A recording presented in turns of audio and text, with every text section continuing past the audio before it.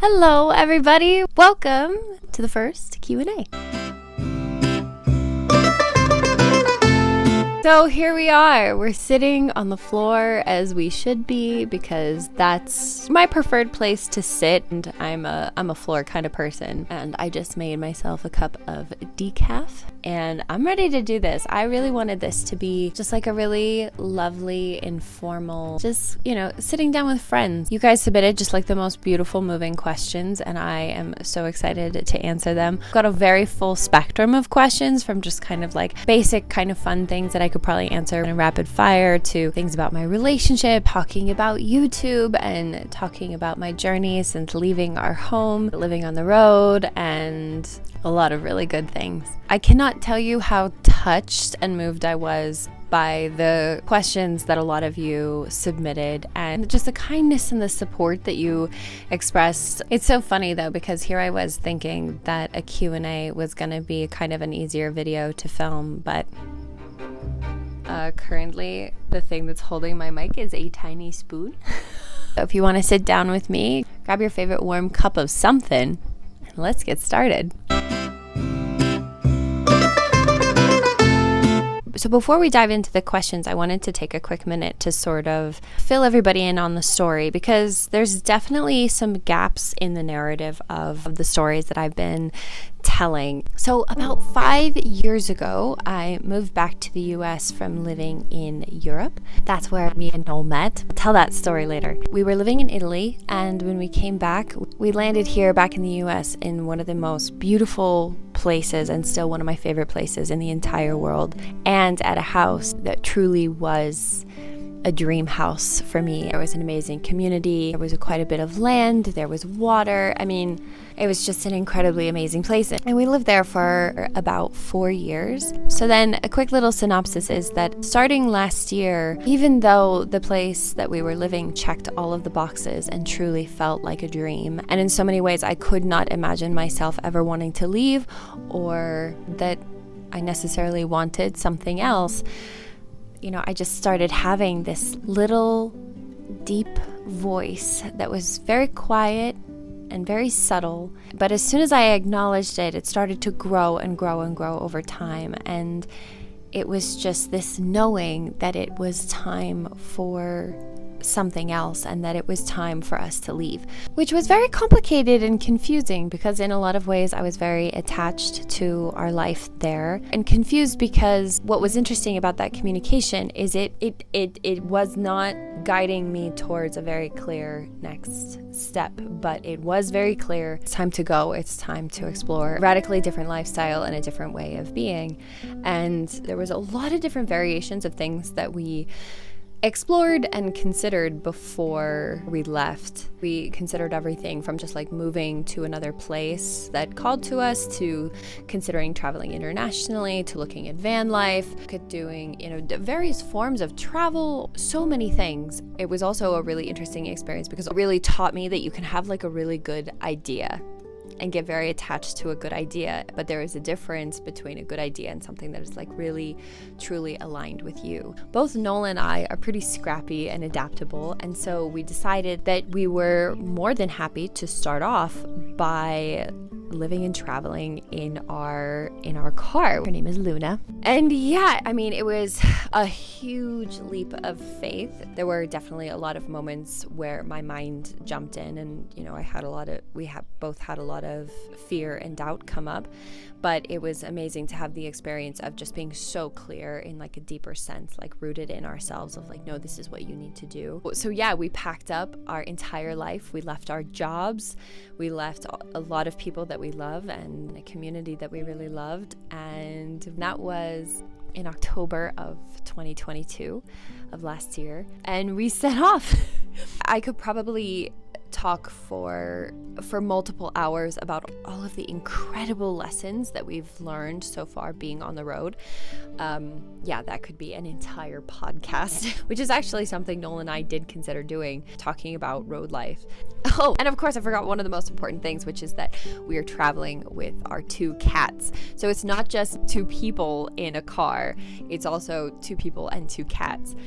I don't even know how to put words to it, but it's been amazing. We have traveled so many places. So this is where, in terms of YouTube videos, things have gotten a little bit funny. There's a bit of a gap in terms of the narrative of the stories on my timeline on YouTube. I have backlogged several videos of us packing up our home and getting ready to leave. Videos of the first few months of us being on the road that I will still release. I just had this experience of wanting and needing to be really, really present for those first few months, because there was just so much going on internally in terms of healing and learning and expanding. Filming just wasn't really in my space, and I do have some footage that I'd love to put together in a video. So all of that is still coming. The reason I feel the need to explain this is because I feel like I kind of like went from like point A to point E, and then there's like all of these things in between that are kind of missing. I hope that hasn't kind of confused you guys. But anyway, yeah, so where our timeline picks up starts with this video right here, and this was in February, and this is where another chapter of this whole journey started. We found ourselves in one place, a Buddhist meditation retreat center that rents out rooms and just happened to be needing some people to be on their staff as like a work trade option. We started doing that. That's where we have been since February, and it's now June. So obviously I'm not there now. We had a few very unexpected events that were related to family happen, and we had to leave. We had to leave kind of unexpectedly, yet again, kind of thrust into this experience. Thrust into this unknown of really not knowing. There is a chance that we could go back there, or depending on where certain puzzle pieces of some of these current situations fall, we could find ourselves launching into a completely different direction. But regardless, as we are in this time of transition, we are back living in the car. And my next videos are going to be about that. So I'll finally be able to share some of the footage and the experience, the incredible experience that it has been and that it is of traveling to amazing places and living in the car with 2 cats nonetheless, and the ups and the downs and the magic and the shadow of it all. So yeah, I hope that catches us up to the present moment. And now let's dive into some questions. Okay, on to the questions. After a brief intermission of snacks, chocolate, and cat snuggles, I'm back. Oh, and chapstick. Really needed chapstick. Some of the questions you asked were so beautiful and things that I could talk about for hours. I'm going to have to really not overdo it in terms of going on and on and on. I mean, my name is Gabrielle. I do have the gift of gab. So the first question, I'm going to combine 2 questions into one, which was, where did you grow up and where have you lived? I still consider myself growing up. I have been so fortunate and lucky to live in some incredibly beautiful places in the world, around the world. I was born in New Mexico, but I was raised between New Mexico and Hawaii. I did spend 1 year in New Hampshire. My parents are divorced. I also consider India as somewhere where I grew up because the first time I went to India, I was 8 years old. When I was a teenager, we started going really frequently for like 3 to 6 months at a time, starting when I was like 14 or 15, and we were going like once or twice a year. So spent a significant amount of time in India and some time in Nepal. As a matter of fact, at the time I picked up quite a bit of Hindi. Lekin now mera Hindi nahi aata hai. So yeah, that's where I grew up. And then to answer the second question of all the places that I have lived, gosh, let's see. After I left home in Hawaii, back to New Mexico, back to Asia, Southeast Asia, back in Hawaii, Chicago, Vermont, England. I lived in London, in Notting Hill, and I was there for a while. I often find myself wishing that I could live there again. And then after that, I knew that I wanted to be in Europe, and I decided I wanted to try to go to a university in Europe, and finally settled on a university in Italy. And it was actually in Rome, Italy that Noel and I met. And then after I graduated, that's when I moved back to New Mexico. So that leads me to the next question, which is, who is the guy in your videos? And what is your story? How did you guys meet? So that guy in my videos, his name is Noel, and we've been together now for about 5 years. So Noel and I met in Rome, Italy when we were both at the same university, but we were pursuing very different majors, so we never had any classes together. It came down to our very last semester before we both graduated, and it was just by chance that we happened to take the same class together. I love telling this story. And it was a class that was not at all related to my degree. Noel's degree was in archaeology and mine was an interdisciplinary degree that combined psychology, phenomenology, and philosophy. I was writing my thesis. We were in our last semester. I had a credit fulfillment requirement that I had to do. And so I was looking at the different classes that I could take. And for some reason, I was like, I want to take archaeological theory. I mean, I started university off as a international relations major. I've always loved theory. I love history. Like, I just love so many things. For some reason, that called to me. I had to like fight my advisor to take the class because he was like, this is not at all related to what you're writing your thesis on. He's like, this is kind of an advanced class because it's theory, blah, blah, blah, blah. And so I remember sitting in his office, and I think about this moment all of the time, because had I said something else in this moment, we never would have. There were like so many moments where it's like, if this hadn't happened, we never would have come together. We never would have met. He like listed, I think he listed like 2 or 3 other courses that he recommended. And I remember sitting there and being like almost changing my mind and then saying, no, I want to take this class. So anyway, I took the class and he was in the class and I thought he was so cute. After we started dating, actually, we discovered that we had seen each other around campus and had thought, oh, that person's really cute, which I love. So we had this class together. We still didn't like really talk or anything, but I did think he was cute. We had a field trip and that was the first time that he and I ever spoke. And it was just a really brief interaction. Honestly, like I do not know what we talked about, but the one thing that happened in that interaction is that we shared that we both struggled off and on with insomnia. And more interestingly, that our favorite thing to do when we couldn't sleep at night was to walk the streets of Rome at like 2, 3 in the morning, because Rome at that time, it just comes alive in this magic way. Like the ancient magic of the city comes alive at night. That's the best way to describe it. And there's nobody else. It's just you. And I know a lot of people are going to be like, Gabrielle, that's not safe. It's a whole thing. Anyway, so that was like our brief interaction. We both exchanged like, oh, wow. And I remember I found out that he was doing his thesis on the Vikings. I think after that we connected on social media somehow.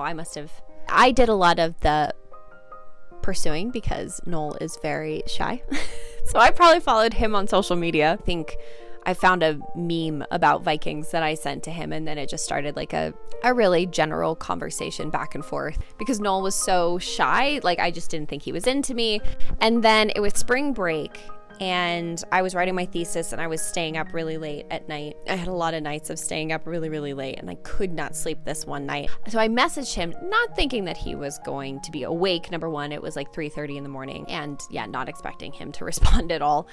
But I was like, I've been having trouble sleeping. Where is your favorite place to go in Rome at night? He was awake. He was also having insomnia that night. He wrote, oh, that's so funny. I was just about to go for a walk too. Here's my favorite place to go. And I was like, okay, yeah, I think I'm going to go for a walk too. So I was like, okay, kind of waited because I was like, is he going to ask me to go with him?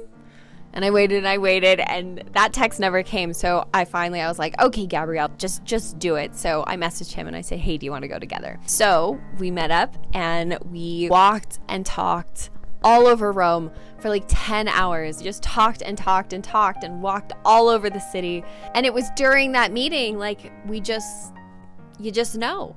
Like we both had a moment of just like, are you my person? And as a matter of fact, after we started dating, we realized that we both, at the very same moment, we were standing on the Ponte Garibaldi bridge looking at the Tiber River. And there was just this moment where I remember we both looked at each other. And later, after we started dating, we both discovered that like that was the moment that we both felt this like I think you're my person. Yeah, so then we just started spending all of our time together, and then when we graduated together, and when he was willing to come with me to New Mexico, so we've been together now for 5 years, and it is one of the most deep, loving, fulfilling, compassionate, and healing relationships of my life. It's not to say that it doesn't come with its challenge, but to have found a relationship where the challenge is the invitation to heal, and both of us being so willing to lean into that and do that inner work. Yeah,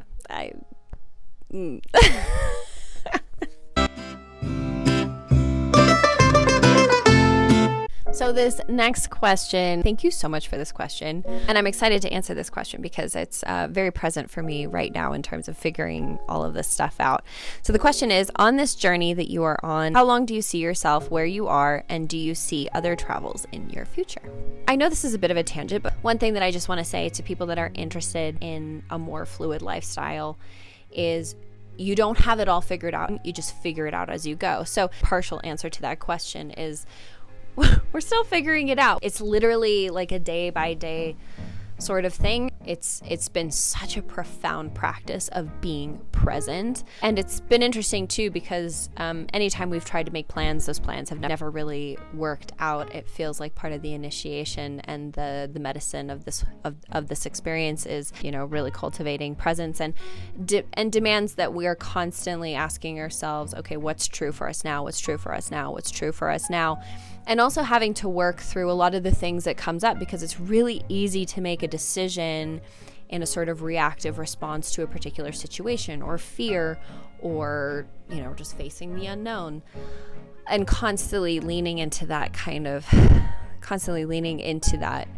edge also creates a dynamic where, perspectives are changing quite rapidly. But yeah, so we don't really know. There's still so many more places I want to travel and explore.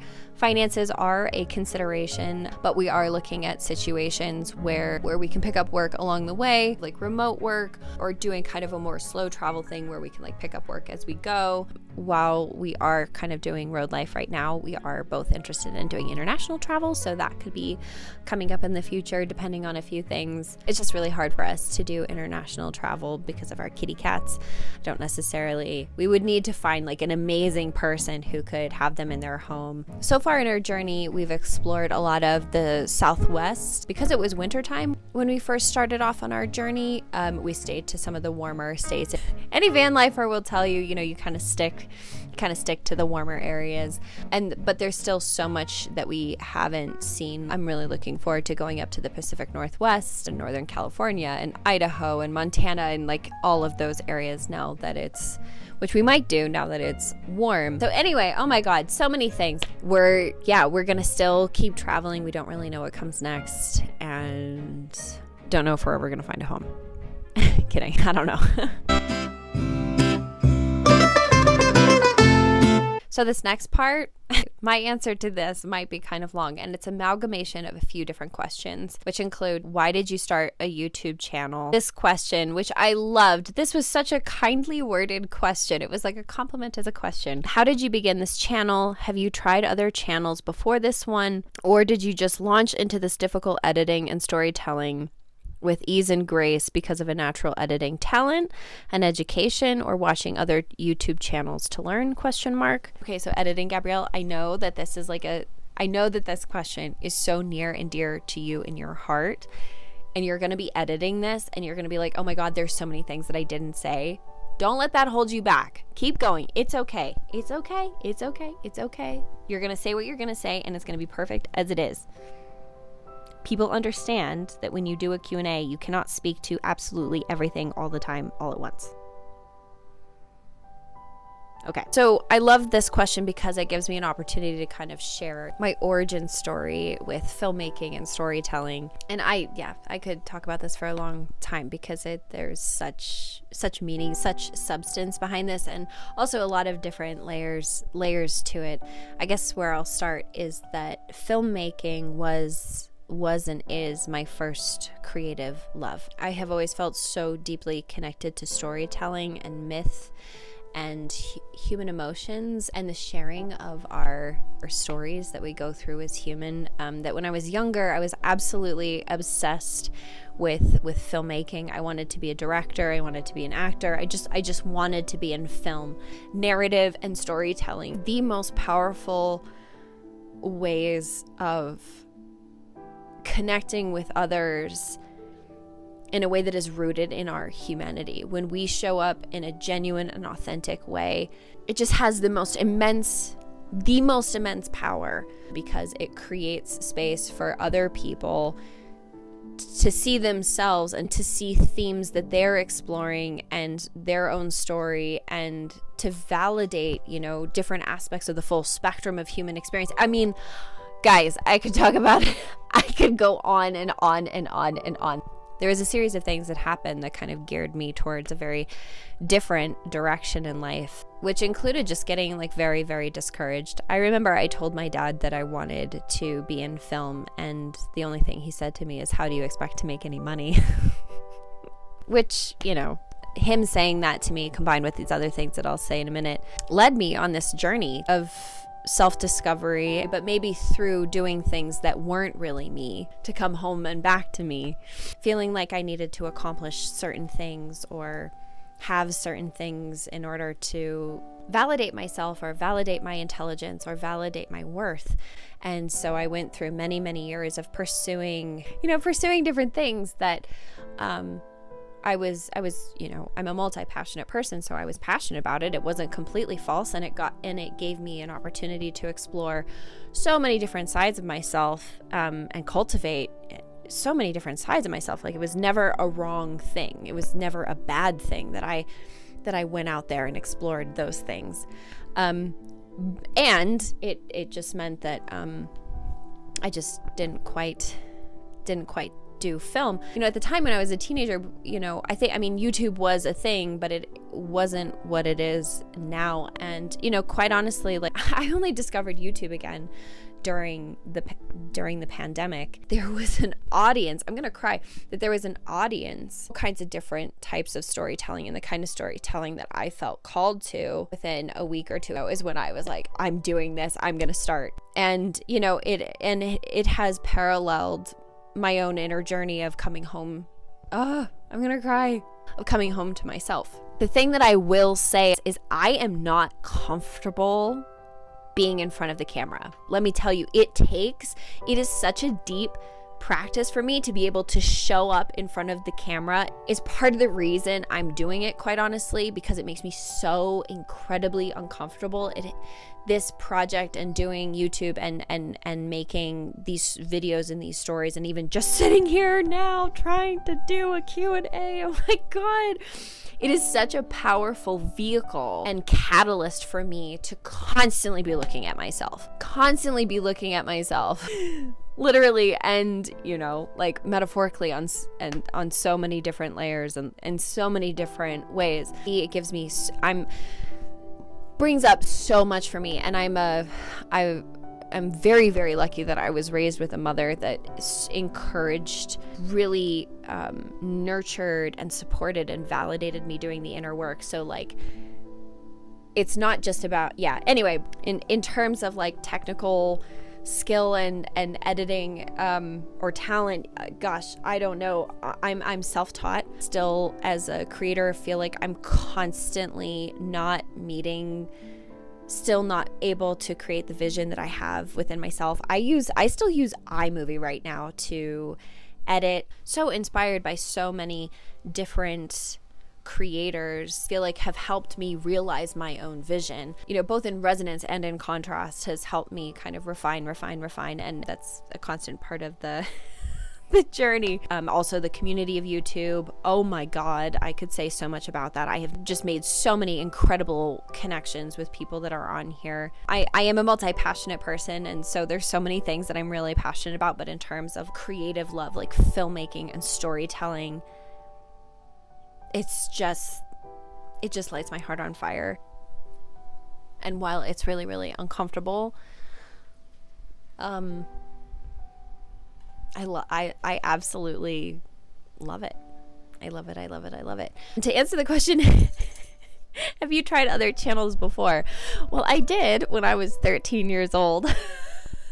And YouTube had just come out, and I think you could upload like 45 seconds a minute, max 3 minutes, I don't remember, max. Yeah, I was on YouTube back then, but I didn't do that for very long, although I got very much into like experimental film, and I actually submitted some of my films to the Honolulu International Film Festival. I actually got accepted, which was really cool. I remember bawling my eyes out during the showings, just being like, this is everything. This is a really fun question. What are 3 things that people don't know about you or fun facts about your life? Okay, so the first one that I can think of is that my legal middle name is Blue Flower. And the story behind that is that my father wanted to give me a name that would remind me where I'm from, and there is this teeny tiny little blue flower that blooms on the mountain in the area that I was born within a week or 2 of my birthday. That's pretty much only found on that mountain, and yes, it says that on my passport. My eyes, they are actually hazel. I have like a perfect combination of both my mother and my father's eyes.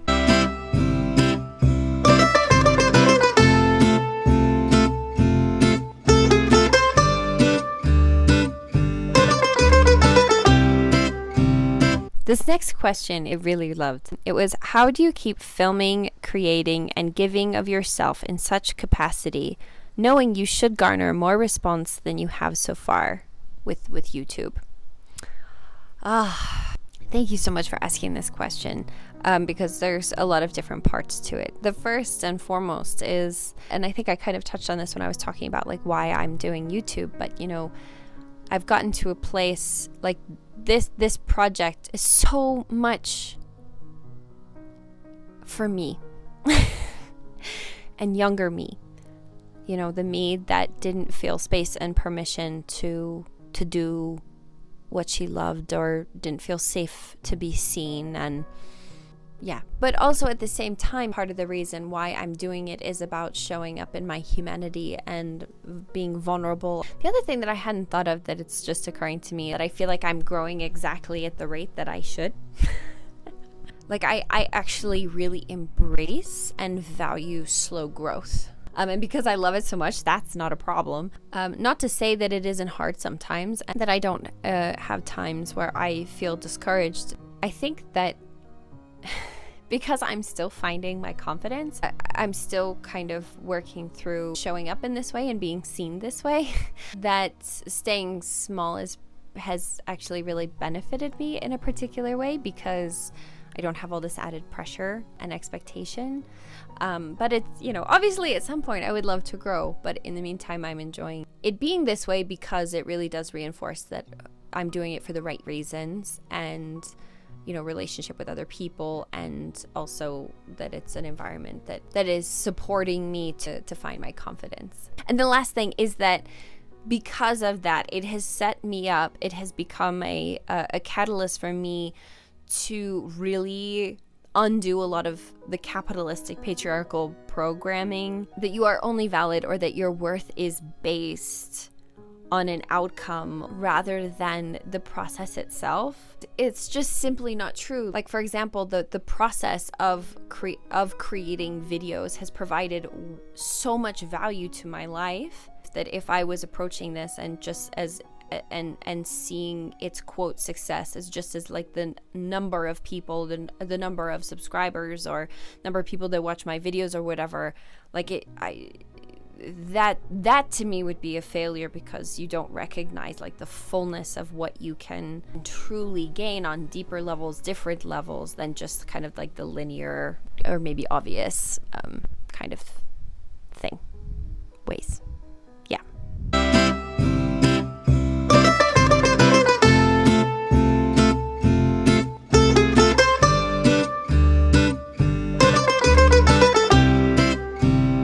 All right, we're back. You don't know it, but it has been several hours. Just one thing after the next started happening. I ate some cheese, took a little break. So there's like two questions from this one person that I feel like, knowing me and how tangential I am, I can kind of like wrap it into one, and they are just so beautiful. What are some limiting beliefs you feel come up while creating art, and how do you work through them? And the second part is, would love to hear you talk about vulnerability and sharing on public platforms. Do you ever struggle with it?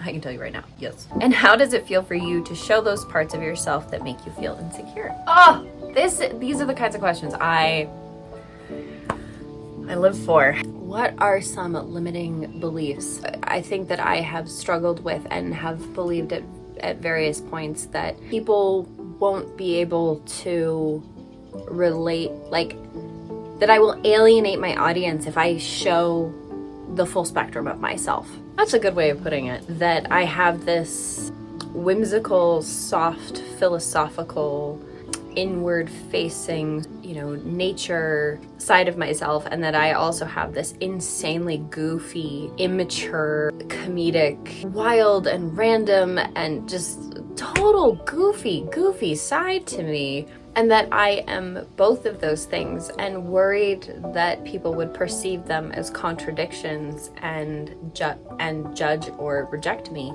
And I have worked so hard to be able to internally and in my life embody that spectrum, because I have found that it is such freedom to feel a connection to so many different parts of myself, and the ability to access them and to feel safe enough in my body to express them. Like that's a feat. But yeah, I think sharing with the outside world in such a tangible way is very much a process of deepening that space that I've already kind of found within myself and with the people that are closest to me to connect to and explore. And that connects to the second part of your other question about vulnerability. This might get a bit philosophical, but I believe that the key to our truth lies in our humanity. That finding freedom in our body expression, but also in connecting with the language of our soul, that lies in our humanity. And humanity and vulnerability are like this.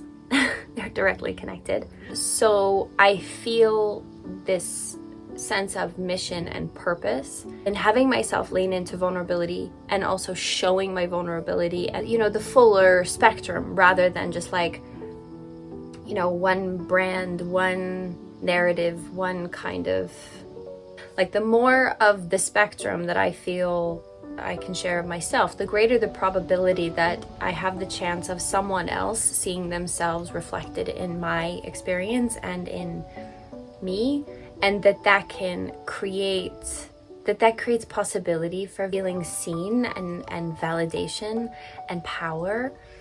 And when I connect to that, I feel a sense of purpose that is so much greater than myself. Often it's the deepest things that we have gone through that becomes the medicine, the validation and the love that we can offer other people and the world. But also, to be honest, that all sounds very beautiful. Sometimes it is very overwhelming and I have a lot of anxiety about it. Or sometimes I feel waves of fear of how people will perceive something. But for any creatives out there, here's a pro tip. Never, ever delete anything when you're freaking out. Don't do it. Wait a day or two, even if it feels unbearable to leave something up or to put something out. Just leave it. Just leave it. There's never been a time where I haven't then come back to something and been like, okay, this is okay. I'm okay.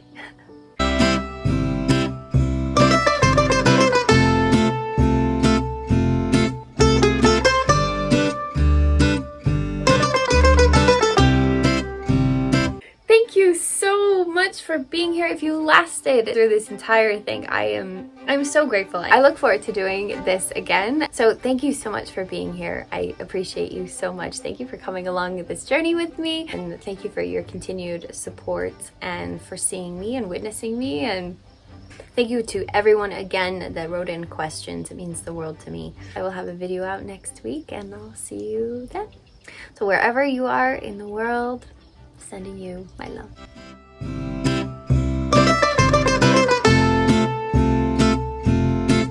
Good morning. Oh no.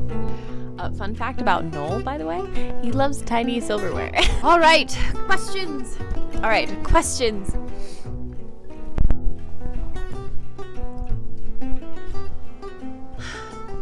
What do I want to say? Wow, talking a lot makes you hungry.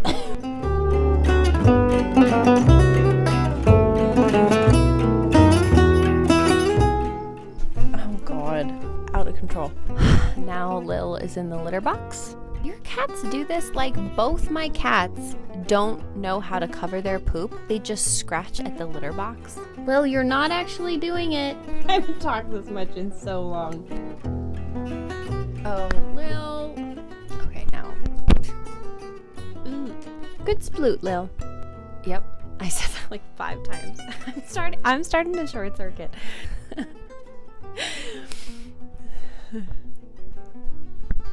Yeah, that might explain a bit about me. We had, oh my God, Gabrielle, just get it out. Okay. Oh, Lil, are you eating an ant? Oh, I'm perky now. Oh. Oh my God, that's just like pure lemon.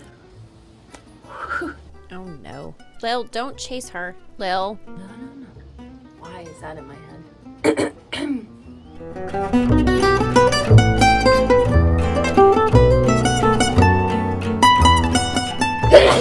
Ugh, the dust. I was kidding.